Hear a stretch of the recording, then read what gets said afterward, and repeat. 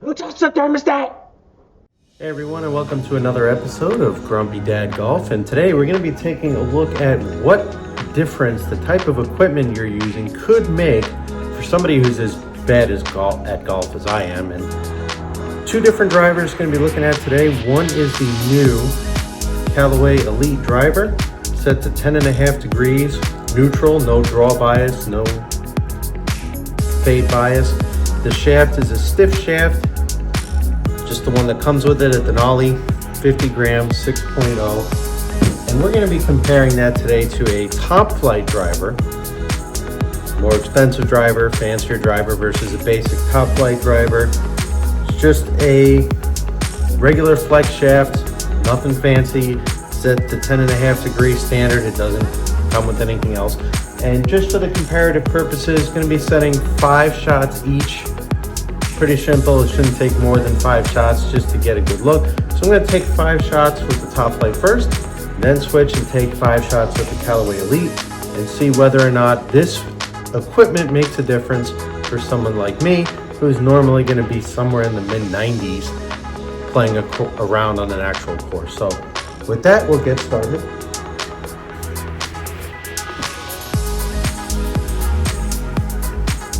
Parameters for this are going to be the same. We've got a Rapsodo MLM2Pro Simulator that we're going to be using. Tee height's going to be the same for everything. The balls are the same. They're the 3-dotted Callaway Chrome Tour balls that the Rapsodo uses to detect spin. So everything is equal in regards to the setup, the simulator, the conditions. It's set to the driving range.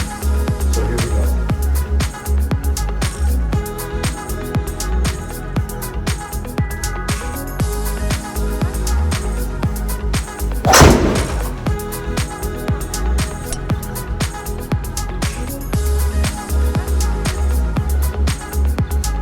First one's down the middle, 215 carry, 230 total.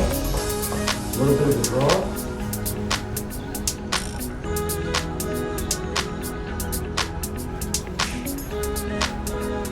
Club speed's 93 miles an hour, ball speed's 131.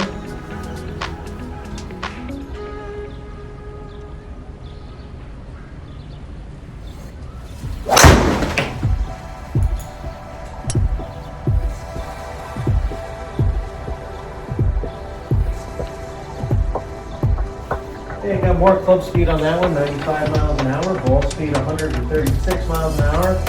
Again, a little bit of a draw, 233 carry and 244 total.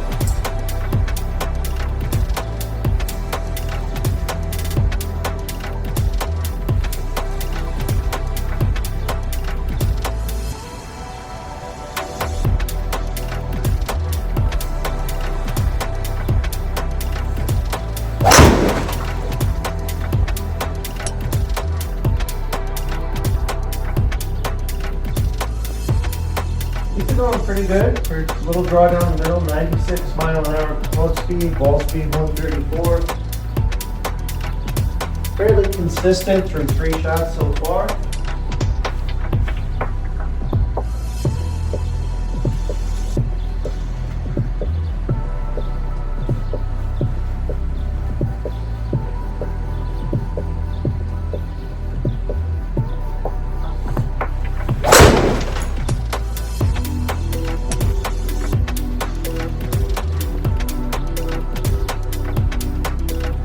I hit the ground on that one before the tee.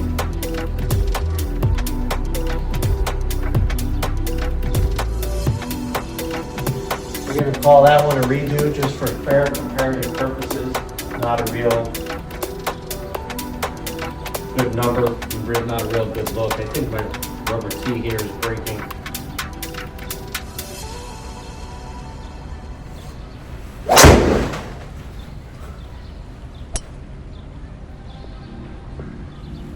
At 141 ball speed, 97 miles an hour club speed, 236 carry, 247 total.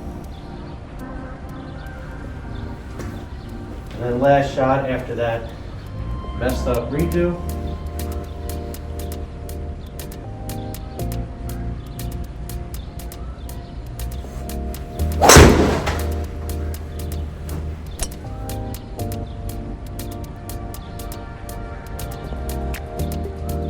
ball speed 134, clutch speed 96. So top flight looks like it's averaging 95, 96 mile an hour clutch speed. The ball speed's 134, the high was 140, but it's averaging about 134. Pretty much down the middle, a little bit of fade, not a ton of spin on it. 233 right now is that was the last total yardage. The average carry is 215 because of the one messed up shot, so we're gonna bump that up probably closer a little bit, 230. And now for comparison, we'll take the Callway.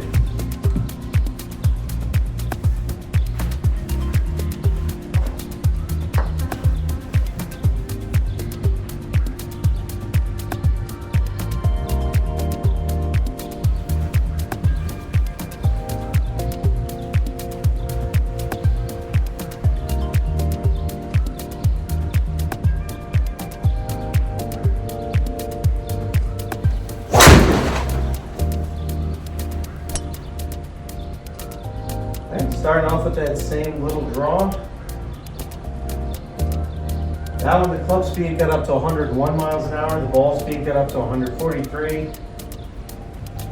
258 total yardage.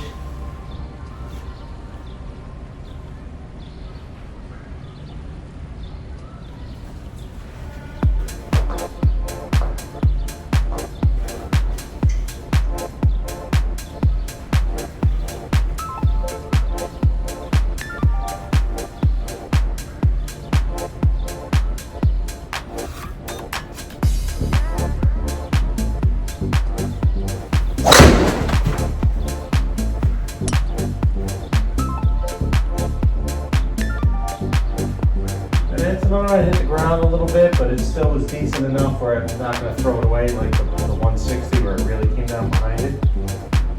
240 total, 225 carry. Spin rate is lower. Seems like that it was with the top light. Club head speed was down on that one. Ball speed was down on that one. Which makes sense having hit the ground beforehand.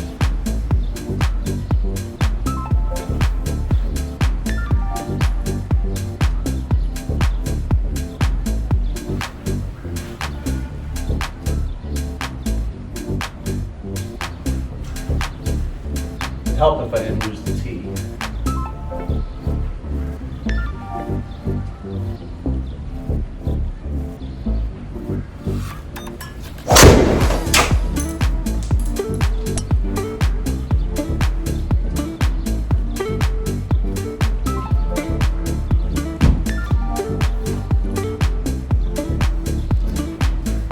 I hit 101 club speed, 148 ball speed. That one carried 250, went 262.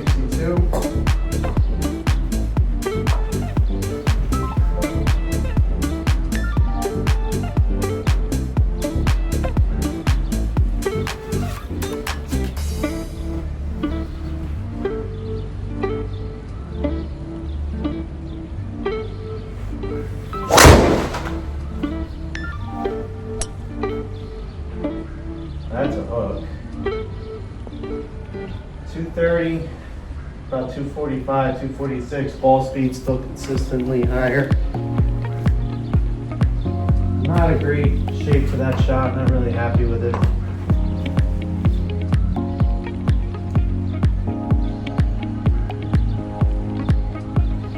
Slightly more consistency so far with the top flight in regards to the ball flight, but